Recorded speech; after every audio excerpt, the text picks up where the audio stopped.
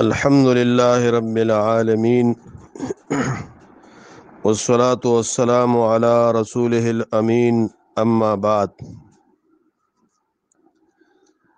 دا الله تعالی په باره کې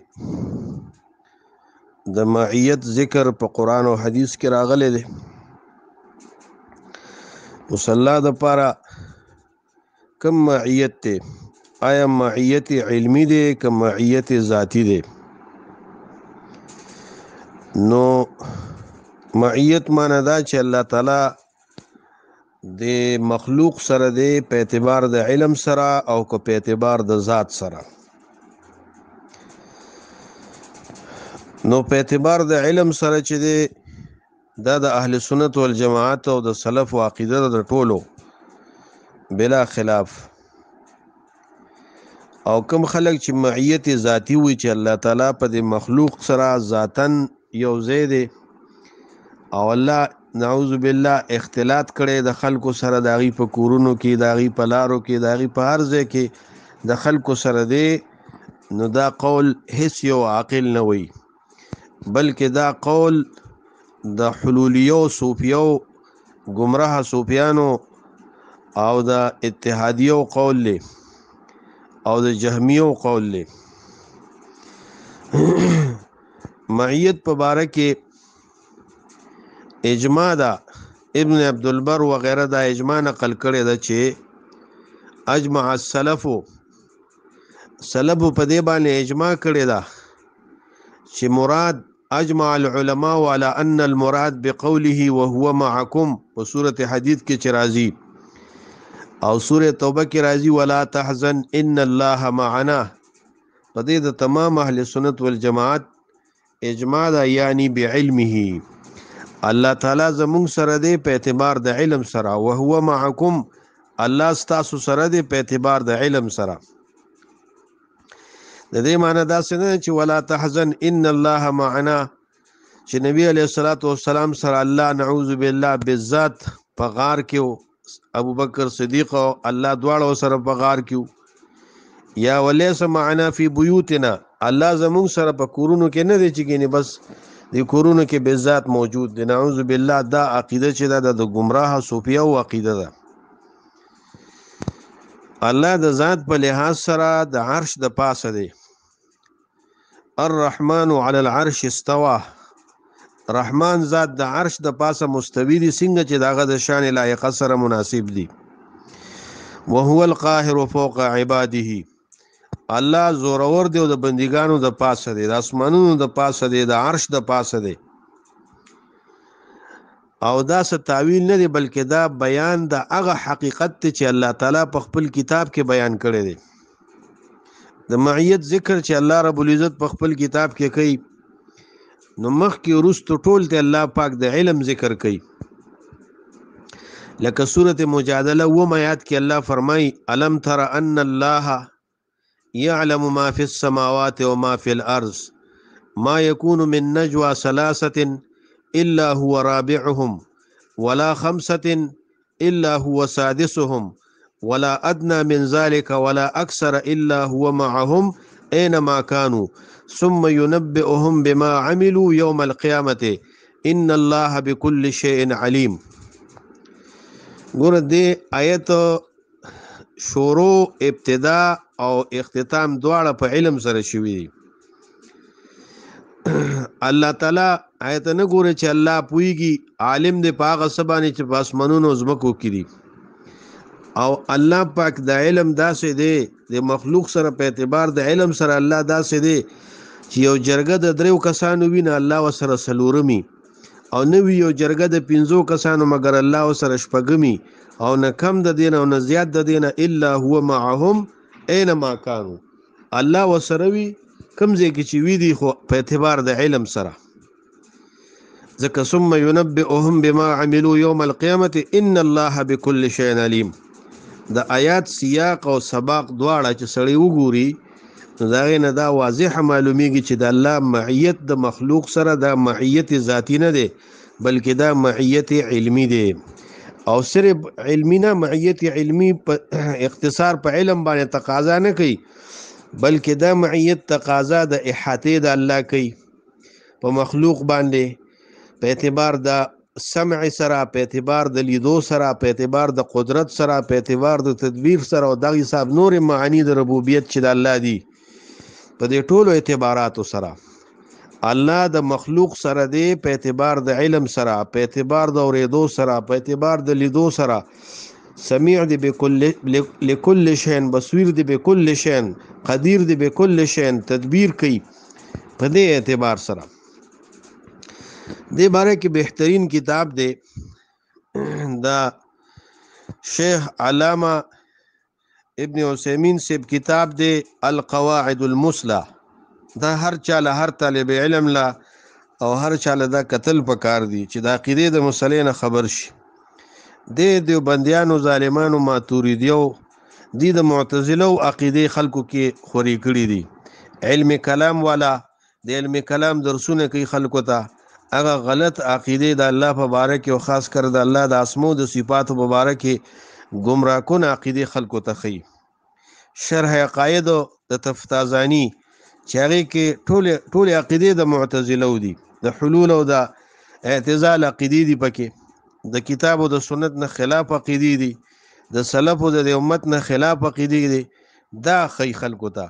لیکن د دې په ځای باندې صحیح د عقیدې کتابونه پرېښودي دي. لکه د عقیدې کتابونه په دې باب کې ډېر علماء لیکلي دي. کتاب التوحید د امام ابن خزیمه رحمه الله، او کتاب التوحید د عبد الله ابن احمد او د عثمان ابن سعید، او دارنګي الفتاوى الحمویه والتدمریه الواسطیه د شیخ الاسلام ابن تیمیه رحمت الله علیه کتاب. دا سه د عقیدې کتابونه دای پرېښودي دي، او دارنګي دغه گمراه کن عقیدې خلکو ته دا وی. عقیدې په اعتبار سره دا خلک گمراه دي، خاص کر په اسماء او صفاتو کې دا د جهمیو، معطلو او د معتزلو په نقش قدم روان دي. نو علمی د الله تعالی مقصود چې دا مقصود په دې سره دا چې د الله معیت چې دی دا په اعتبار د علم سره دی. الله احاطه کړی د عالم باحوالهم ويرى مكانهم، ان الله لا يخفى شيء في الارض ولا في السماء. لکه الله پاک سورۃ یونس 65 کې فرمایي وما تكون في شأن وما تتلو منه من قرآن ولا تعملون من عمل إلا كنا عليكم شهودا استفیزون فيه. تاسو چې هر یو عمل کوي، پیغمبر یو عمل کوي، تاسو یو عمل کوي، الله وي مونږ په تاسو باندې حاضر یو، تاسو وینو، په تاسو عالم یو. کله چې تاسو په هغه عمل کې نه نوځئ. دا یاد لرئ چې دا دې باره کې د معیت په باره کې دا درې ډلې دي. اوله ډله د اهل حق، د سلف و صالحینو، د اهل سنت والجماعت ته، او د اهل الحدیث ده، چې دی وی چې معیت د الله د مخلوق سره مقتضا د دې علم دی او احاطه ده په معیت عامه کې، چې دا په اعتبار د علم سره دی. او ومع النصر والتأييد في المعیة الخاصه، الله پاک د په نصر او په امداد سره او تایید سره په معیت خاصه کې دی. لکه ان الله مع الصابرین، ان الله معنا، الله د صابرینو سره دی، معنی په اعتبار د مدد سره، په اعتبار د تایید سره. رسول الله صلی الله علیه وسلم قرآن کې الله پاک داغه قول ذکر کوي سوره توبه کې چې ولا تحزن ان الله معنا. ابو بکر صدیق ته ویلو چې خپکیګه ما الله زمونږ سره دی. نو په کوم اعتبار سره دی؟ د الله مدد مونږ سره دی، د الله تایید مونږ سره دی. سره د دینه دا طائفه ثبوت د علو د اوچتوالی د الله تعالی کوي به ذات، او د الله تعالی استوا منی په عرش د الله تعالی باندې چې الله د عرش د پاسه مستوی دی کما یلیق بشانه تعالی. او معیت د الله تعالی دا علمی دی، معیت عامه کې او معیت خاصه کې نصر او تایید وغیرہ دی. دا مذهب د اهل سنت والجماعت او د سلف و صالحین دی. دویم مسلک په دې کې دا چې معیت د الله تعالی د مخلوق سره مقتضا د دې دا ده چې الله تعالی د مخلوق سره په هر ځای کې دی او په ځمکه کې هم دی. سره د دې نه چې دی نفي د علو د الله تعالی کوي او نفي د استوا د الله په عرش باندې کوي دا غي مختلف تاویلونه کوي او د دې صفت تعطیل کوي دا حلولیه اتحادیه دا د دې عقیده ده د دې غالی صوفیانو گمراه صوفیانو حلولیانو او د جهمیه او باطل عقیده ده دارنګه درېمه دا چې معیت د الله تعالی د مخلوق سره د مقتضا د دې ده چې الله د مخلوق سره په عرض او په ځمکه کې دی سره د دې نه چې الله بره دی او سره د دې نه چې الله استوا کړی د په عرش باندې څنګه چې دغه د شان سره مناسبه ده دا مذهب هم د گمراه او مبتدعين مذهب دی او دې کې هم د حلول هغه عقیده ده دا ټول مذهبونه شیخ الاسلام ابن تیمیه رحمت الله علیه مجموع الفتاوی 15 جلد کې 213 صفحه کې راوړي دي او دارنګي القواعد المسلک شیخ ابن عثیمین رحمه الله ذکر کړی دي بیا لفظ د جهاد د الله د پاره نو ګور لفظ د جهاد یو دا لفظ د جهاد ته نو دا نفین او اثباتن دا لفظ د الله د پاره نه دی راغلی لیکن که یو سړی جهاد وي نو دا جهاد د الفاظ مجمله نه دي که یو سړی قصکی په دې باندې په دې جهاد سره اثبات د جهاد د علو چې الله تعالی بره دی فوق دی نو دا اطلاق صحیح دی ځکه الله پاک بارک دا صفت راغلی وهو القاهر فوق عباده وهو العلي العظیم دا الله د پاره صفت د علو ثابت دی الله په جهاد د علو کې د سمانه د عرش د پاسه دی دا نه چې دا جهاد په د محیط دی او کو څوک په دې سره قصکی حصر د الله په یو جهاد کې